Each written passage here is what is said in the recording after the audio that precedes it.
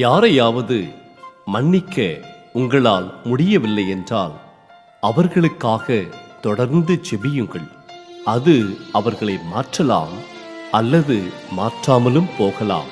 ஆனால் கண்டிப்பாக உங்களை மாற்றிவிடும்.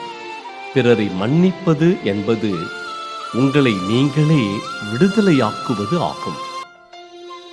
நீங்கள் நின்று ஜெபம் பண்ணும்போது ஒருவன் பேரில் உங்களுக்கு யாதொரு குறை உண்டாயிருக்குமானால் பரலோகத்தில் இருக்கிற உங்கள் பிதா உங்கள் தப்பிதங்களை உங்களுக்கு மன்னிக்கும்படி அந்த குறையை அவனுக்கு மன்னியுங்கள்.